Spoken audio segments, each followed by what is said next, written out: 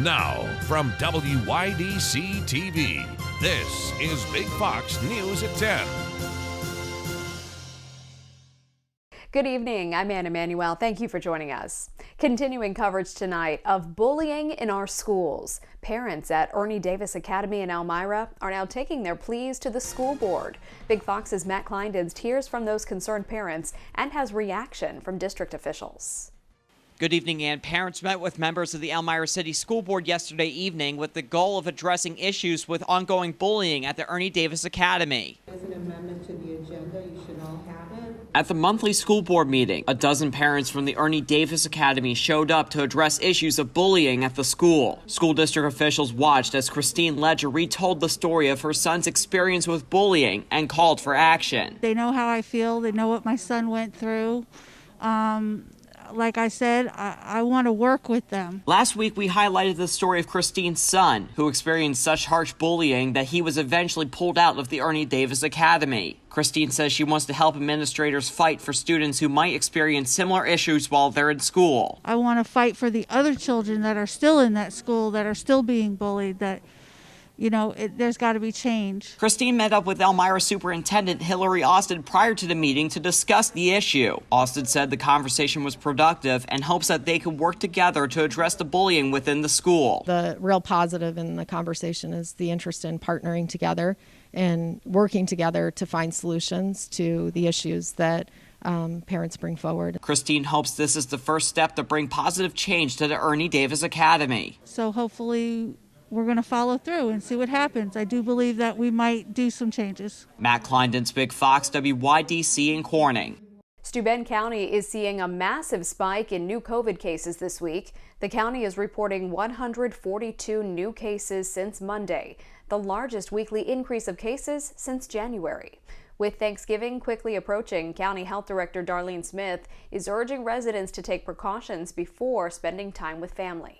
Be sure to know who all is going to be gathered around the Thanksgiving table and talk about vaccination if you can with your family. Hopefully everyone at your table is going to be vaccinated.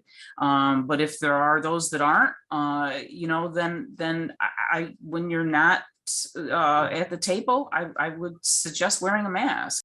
The new batch of cases brings the total number of active COVID cases up to 542. Steuben County's positivity rate sits at 4.7%.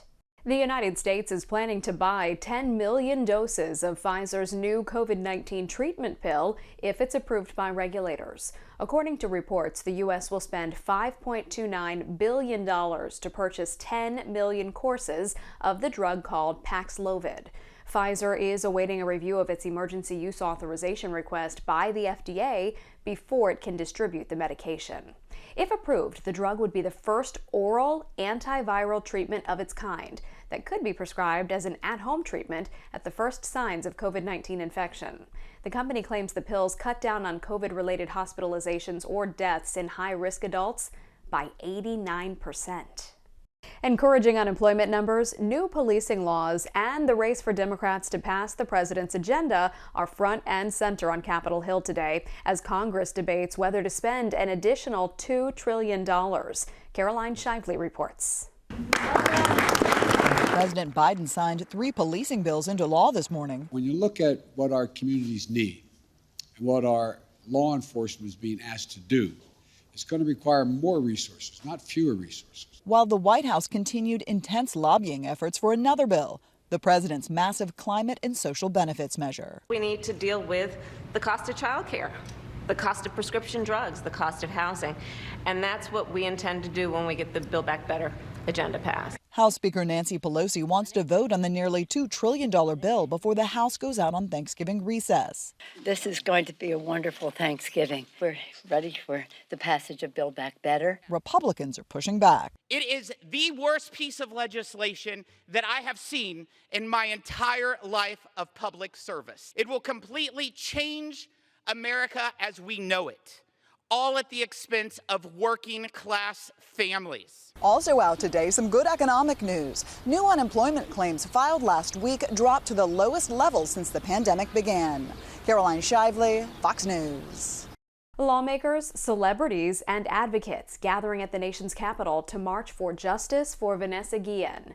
New York Senator Kirsten Gillibrand, Ohio Congressman Markwayne Mullin, and family members of Vanessa Guillen were among the attendees at the march.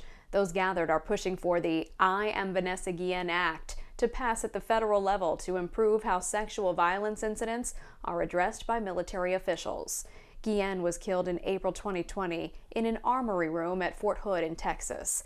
Specialist Aaron Robinson, who was accused of hammering and killing Guillen, shot and killed himself as police approached him. Lawmakers say change needs to be made into law on how the military handles sexual violence. So on her passing, the anniversary of Vanessa's passing, we flew a flag over the United States Capitol on her behalf. And it symbolizes two things. One, we won't ever forget her. And two, we won't ever quit fighting until justice is served. The U.S. Army's investigation found that Guillen reported being sexually harassed by a superior prior to her murder. The Texas version of the bill, called the Vanessa Guillen Act, was signed and went into effect in September.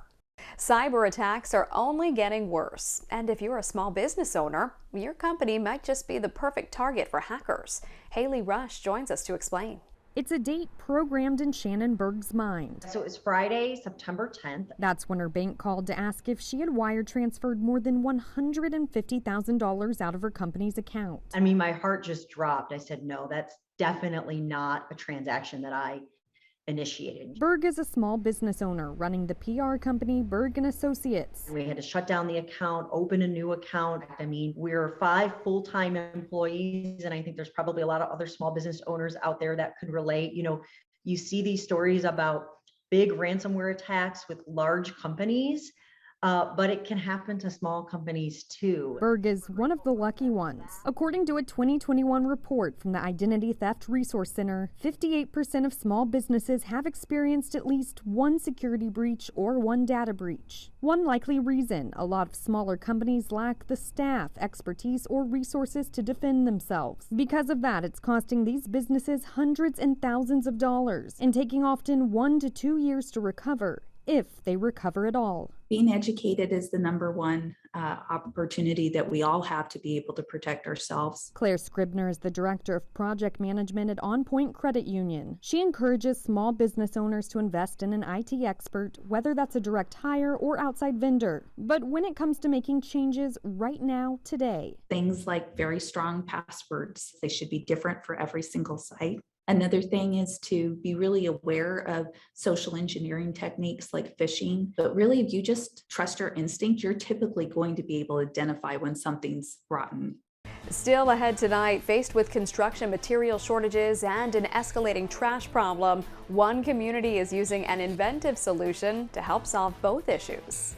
So in total, we managed to get rid of about 3.5 tons of plastic, which is pollution that could have ended up in our environment. How they're turning trash into bricks to build classrooms. Here's your local stock market update from Big Fox.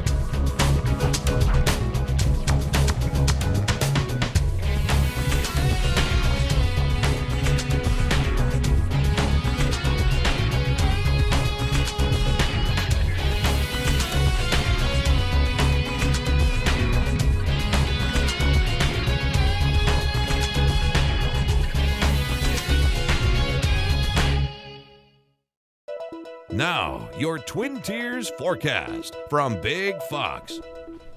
Your Big Fox News is brought to you by William Mattar. Good evening, everyone. We did manage to climb into the lower 60s this morning, but then as the cold front came in, it did cause those temperatures to drop in the afternoon. And those temperatures will continue to tumble tonight to close to the freezing mark. And so we do have the possibility of some snow showers tonight, but I'm not expecting a lot of accumulation. If there is any accumulation, it will be mostly less than ½ an inch. On Friday, it will be breezy, it will be chilly, and then in the afternoon there is the possibility of a few flurries, maybe even a few snow showers, but that will come later in the day. But for tomorrow, as high pressure builds in, blustery north winds will come in, and that's going to cause those temperatures to stay cool for your Friday.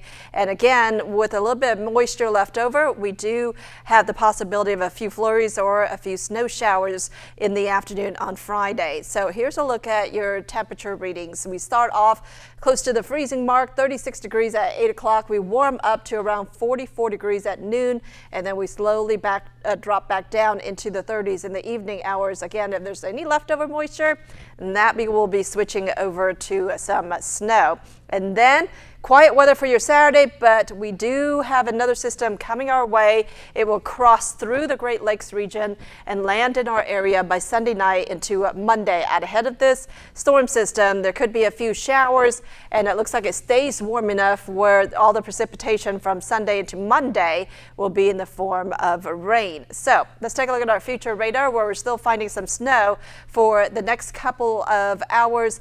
By 4 o'clock in the morning, I think Chemung County will be in the clear, as well as Steuben, but there could be a few snow showers off to our west, but it will start to diminish. In the afternoon, there will be some more snow developing near just east of the lakes, and so we are expecting some of that could drift into our area by 6 o'clock in the evening. So there is the possibility of a few flurries in the afternoon hours. Tonight, it will be cold, 33 degrees in Elmira and Corning, 31 degrees in Wayland, 34 degrees in Watkins Glen, and then highs tomorrow will only be in the low 40s, 44 for Elmira and 43 degrees in Corning. Our 7-day forecast calls for chilly air through the weekend. We have another storm system coming in on Sunday, and so we do have the possibility of rain during the day as well as on Monday, and then much colder air as we plunge down into the 20s for overnight lows early next week. And our high on Tuesday will only be around 36 degrees, but we do gradually warm up into the lower 40s with some sunshine by the middle of next week. With the holidays coming up, businesses are going to be looking to hire more people. Problem is, they were already having a tough time keeping staff levels up outside of the holidays.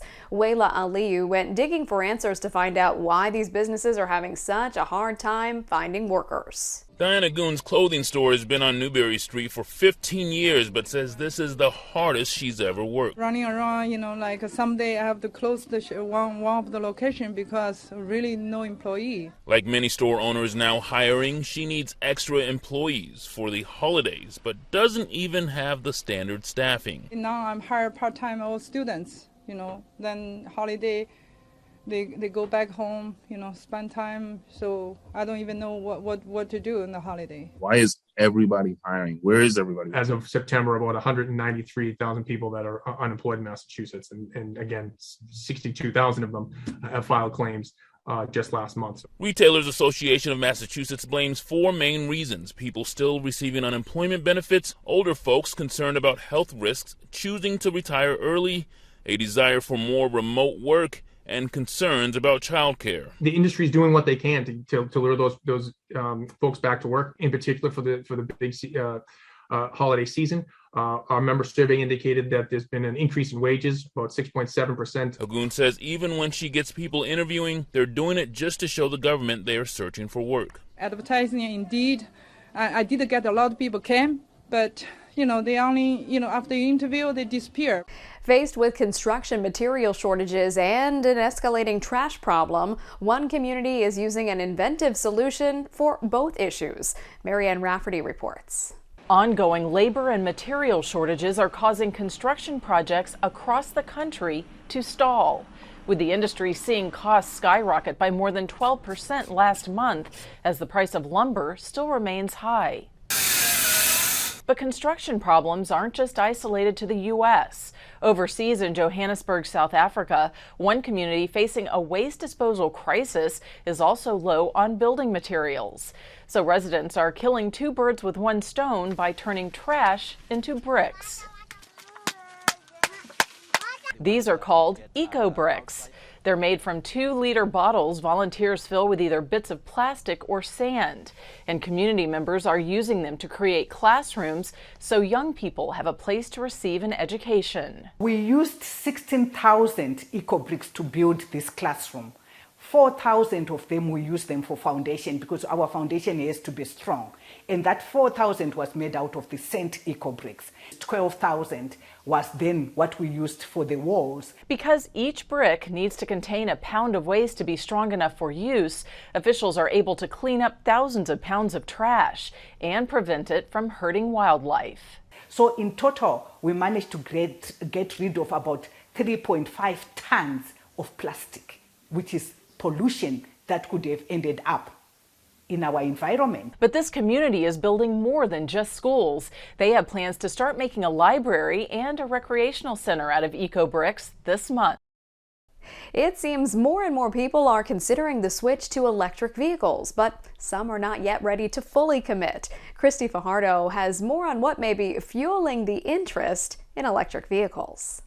So I'm happy that I did it. Jonathan Martinez loves high-priced, high-performance cars. I have a lot of cars. Yeah, a lot of them? Ferrari, Lamborghini, all kinds of stuff. Yeah, well, I imagine those use a lot of gas. They use a lot of gas, yes, they do. But he doesn't love high gas prices. That's why he's pleased he unplugged from fossil fuels with this all-electric luxury vehicle. We have to obviously repair the earth, but more because it helps my bank account, my wallet. Anytime that we hear about the gas prices rising and consumers hear about gas prices rising, interest in electric vehicles and alternative fuel vehicles increases as well. Doug Shoup is with AAA and says more Americans than ever are considering going electric. But many are slow to plug in, worried about range and charging times. But with more models, longer ranges, and lower price tags, he says electric vehicles are becoming more desirable.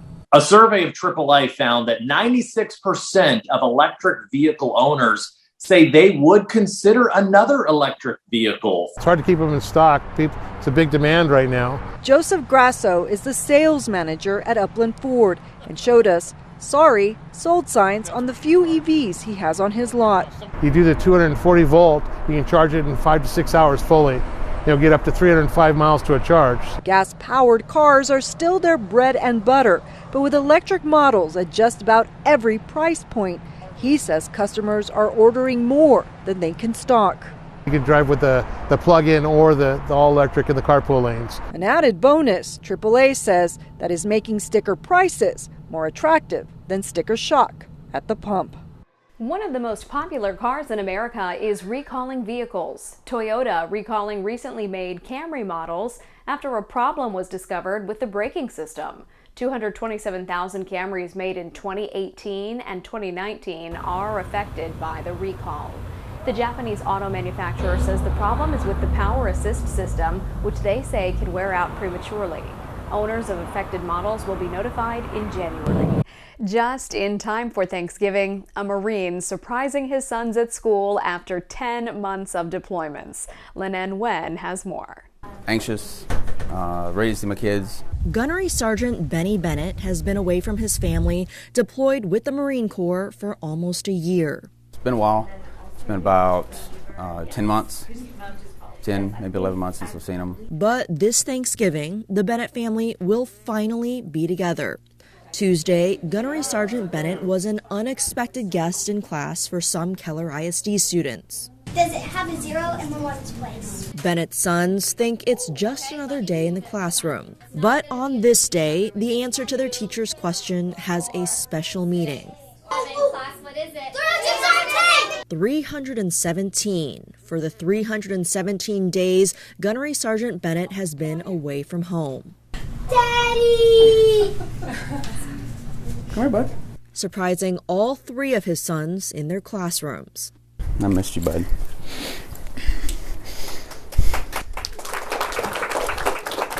It's exciting. We're able to see him. During my time away, pretty much every day, we FaceTime, we talk. Every night before bed. Bennett will be home for the next 20 days on leave before having to return. He says the toughest part of leaving is not being there for his family. Not being able to see the boys before bedtime. This one especially. hair's gotten longer. He's gotten taller. They've all gotten taller. They don't look as tall when we're FaceTiming, but it's surprising how fast they grew. His son's classmates welcoming Bennett back and saying thank you to all military members in song.